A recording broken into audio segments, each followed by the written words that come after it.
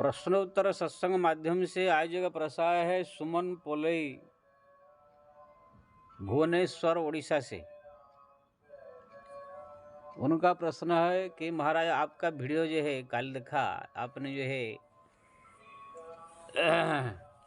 तपस्या, उग्र तपस्या, मध्यम तपस्या, साधारण तपस्या के बारे में, साधारण नाम जप के बारे में सब बताया। तो ये तीनों में से कौन सा जो है सरल है, सहज है, उसके बारे में बताइए। देखिए जी, कल जो मैं वीडियो बनाया था उसमें ये बताया था, एक तो है घर संसार में रहते हुए, सब काम करते हुए, ज़्यादा से ज़्यादा समय निकाल करके भगवत नाम जप करने का, और चलते फिरते उठते बैठते खाते पीते हरदम हर पल भी हरिनाम जप करने का अभ्यास करने का। ज़्यादा जो है लोगों से संपर्क नहीं, ज़्यादा लोगों से बातचीत नहीं, जो बहुत ज़रूरी जहाँ पर हो जाए मिलना जुलना ऐसा करना चाहिए। जितना हो सके एकांत अकेले रहने की कोशिश करे। ये माया जो चमत्कार ये कर देने से हो जाएगा, ये हो जाएगा, रुपया मिल जाएगा, इससे टांग ठीक हो जाएगा, कान ठीक हो जाएगा, ये सब तरह तरह की जो से सब से दूर रह करके भगवान का भजन बल देना चाहिए। हाँ, अगर कोई शरीर में तकलीफ परेशानी है तो कोई डॉक्टर हो या कोई अगर जानकार आदमी है इसका इलाज, तो ज़रूर उसके लिए कोशिश करना चाहिए। शरीर स्वस्थ रहे तो ये भजन होता है, लेकिन ज़्यादा उसके पीछे नहीं, भगवान के भजन के पीछे ज़्यादा पड़ना। तो इसी से जो हमारे जो है ध्रुव है, प्रहलाद है,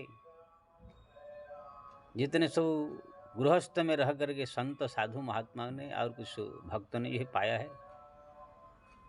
दूसरा मैं बताया था एकदम हिमालय में चले जाने का, केदारनाथ, बद्रीनाथ या कोई जंगल में,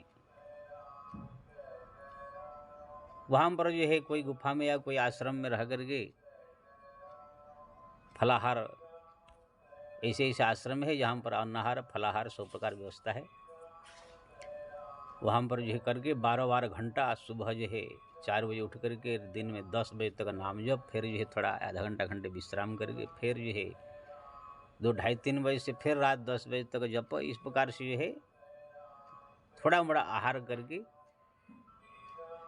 भगवान का नाम जप ज़्यादा से ज़्यादा 12 15 घंटा जप करने का, ये मध्यम तपस्या कहा गया है। ये सब हम सब भी केदारनाथ में जब थे तो इसी प्रकार से हम सब करते थे 12 घंटा 15 घंटा जप।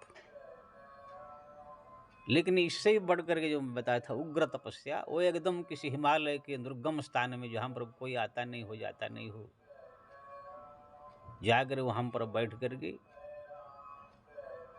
कुछ मिला, पत्ता फत्ता खा लिया, बस भगवान का नाम जप में लग गया, प्रभु दर्शन दो, नहीं तो प्राण भले ही जाए लेकिन बिना दर्शन से जाएंगे नहीं यहाँ से।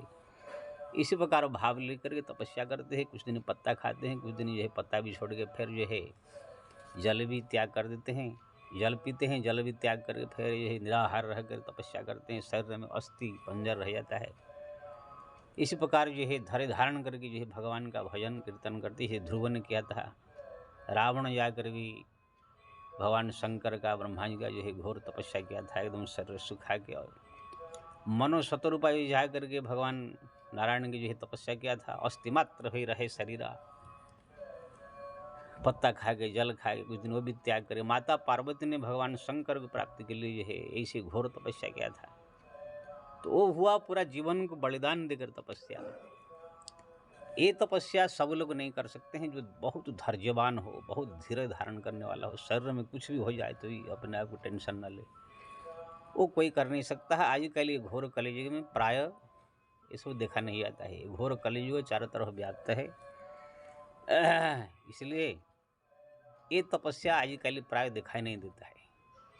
अब कोई कर भी नहीं सकता है। थोड़ा सा तकलीफ परेशानी आया कि नहीं, यह घर द्वार छोड़, सब भजन छोड़ के भाग जाएंगे। वो सब सत्य युग में, त्रेता युग में, द्वापर युग में ये सब ज़्यादा उपलब्ध था।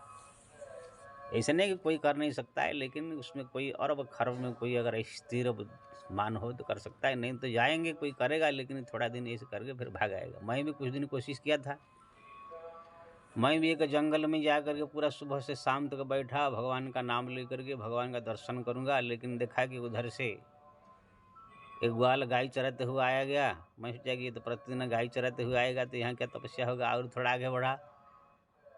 जैसे बैठा शाम के टाइम में कुछ महिलाएं लकड़ी लेके निकले। मैं सोचा कि ये तो लकड़ी लेने रोज आएंगे, फिर यहाँ क्या तपस्या होगा, और थोड़ा सा आगे निकलो। फिर जैसे बैठा शाम 7-8 बज गया तो हम पर सब तरह तरह पशुओं के सब आवाज़ आने लगे। तो मैं सोचा कि यहाँ पर तो कोई शेर फरा के खा जाएगा। तो इस प्रकार मन में सोच के सोचा कि ये सब हमसे नहीं होगा, तो तुरंत वहाँ से निकल के चला गया। फिर जो है और कुछ दिन भजन किया, फिर साधारण भक्ति में आ गया। तो ऐसे इस कलयुग में बहुत कठिन है, होता नहीं है।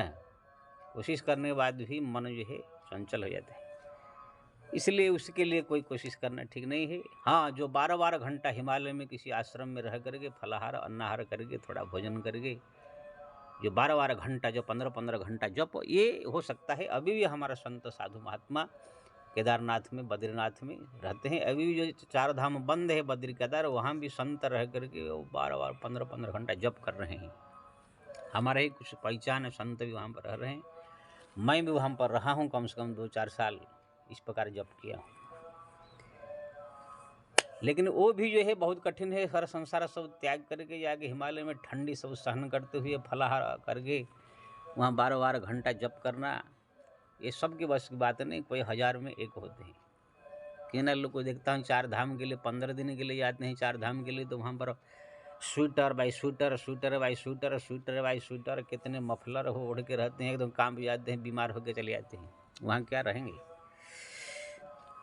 बाकी रहा वो संसार में जो बताया था पहला वाला, ये सब काम करते हुए भगवान का नाम जप करने का ज़्यादा से ज़्यादा समय, और हर एक काम करते हुए भी भगवान का नाम जप करते रहने का, समय निकाल करके भगवान मंदिर में जाकर पूजा करने का, समय निकाल करके भगवान के इतने लीला स्थल है वृंदावन, अयोध्या, काशी, मथुरा, हरिद्वार, बद्री, केदार, जगन्नाथ, इस भ्रमण करने का।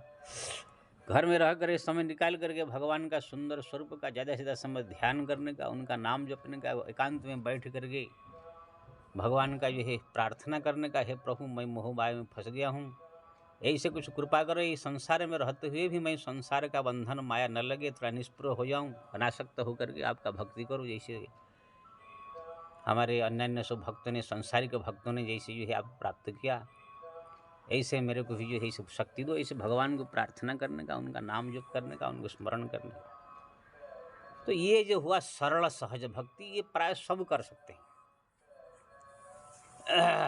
ये संसार का काम भी होगा और घर में भक्ति भी होगा, लेकिन इसी के लिए बहुत सारे थोड़ा सा सावधान रहना पड़ेगा। फालतू फालतू लोग आपके पास आएंगे मिलने जुलने के लिए, वो घंटा घंटा 4-4 घंटा आपका फालतू में बर्बाद कर देंगे। इसलिए कोई जरूरी आदमी हो उनसे मिलने का, कोई आ गया तो भी शॉर्टकट में मिल करके अपना ज़्यादा समय बचाने का। विभिन्न प्रकार से जो फिल्म देखना है, टीवी देखना है, आलतू फालतू चीज़ देखना ही बंद करना होगा थोड़ा सा, ना वो सब देखें तो उसमें भी भाग जाएंगे। बहुत सारे आलतू फालतू फंक्शन है, ये सब जो है ज़्यादा में आना जाना, ये सब भी बंद करना पड़ेगा। ज़्यादा सखा मित्र सखी सहेली ये सब बनाना भी, ये सब बंद करना पड़ेगा जी। ज़्यादा समय निकालना पड़ेगा उसके लिए आपको।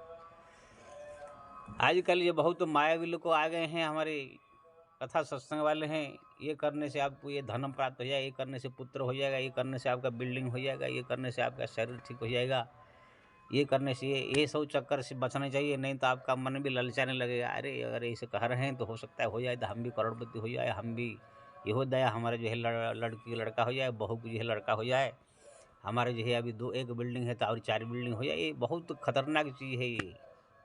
ये संपदा, प्रतिष्ठा, मान प्रतिष्ठा, संपदा, ये भक्ति में एकदम बाधक है।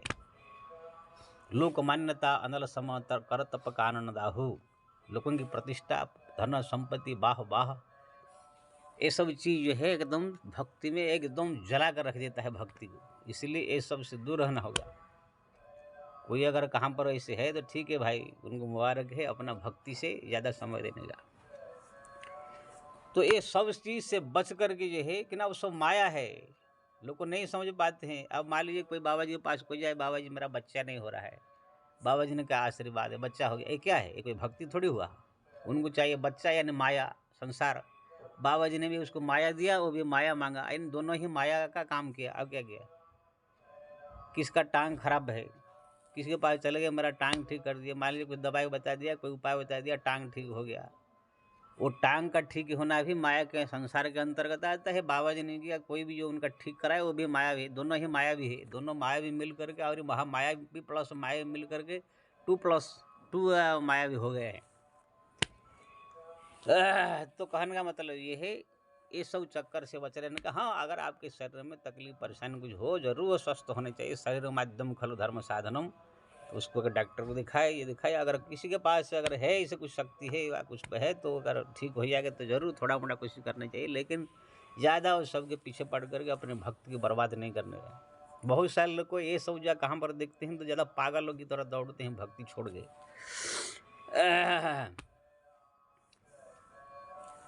तो जैसे मैं आप लोग को दृष्टांत दिया था कि एक बार भगवान नारायण लक्ष्मी जा रहे थे, जगह राम कथा हो रहा था। भगवान नारायण ने कहा, देखिए मेरे भक्त लोग सब मेरे कथा सुन रहे हैं।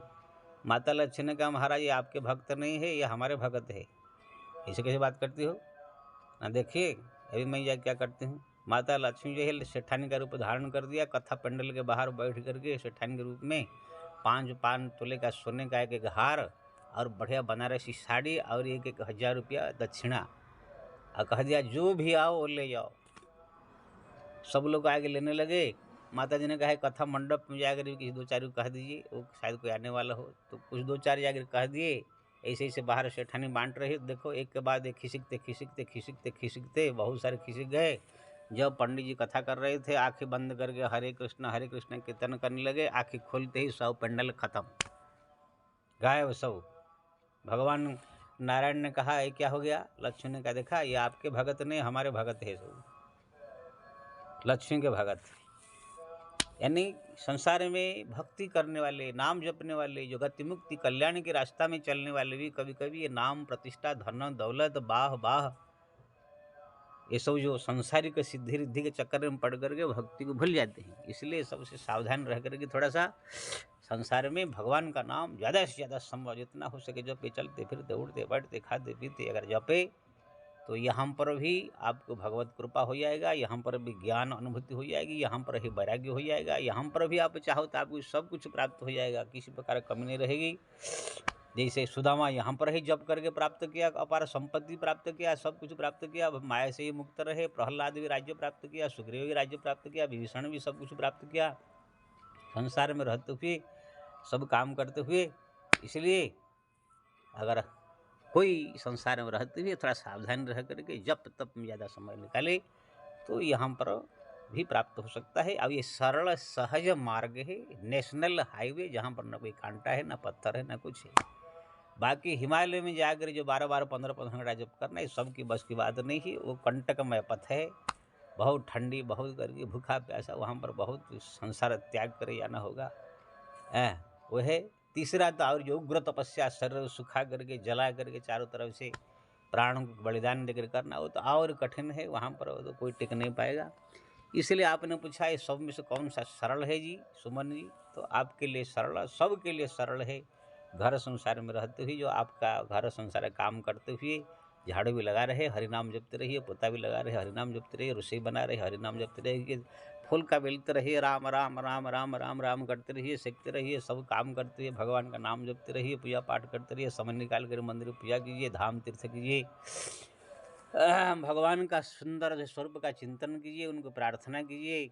यही सब ज़्यादा से ज़्यादा समय उसमें दे करके आप यहाँ पर सरल भाव से भगवान प्राप्त कर सकते हैं। लेकिन हाँ, ऐसे लोगों से भी सावधान रहने का जो फालतू बात करके मन को भ्रमित करने वाले हैं।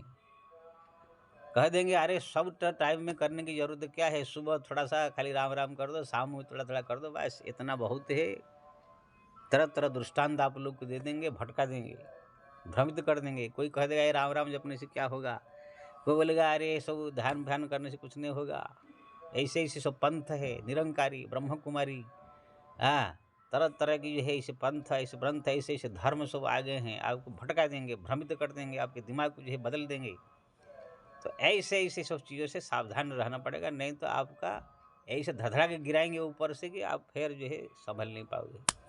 तो ये सब सावधान रह करके थोड़ा भगवान का नाम जो स्मरण चिंतन करे। संसार में यही नेशनल हाईवे है, इसमें ना कोई संकट है, ना कोई विपत्ति है, ना कोई मुसीबत है, ना कोई आराम से भोजन कर, खाओ पियो, संसार की भी देखो और भगवान का भक्ति करते हैं। यहाँ भी भगवत भक्ति का अनुभव करो, कृपा का अनुभव करो, मरने के बाद भी कल्याण होगा। इसलिए ये सरल पंथ अपनाइए, आपके लिए भला अच्छा होगा। जय श्री राम।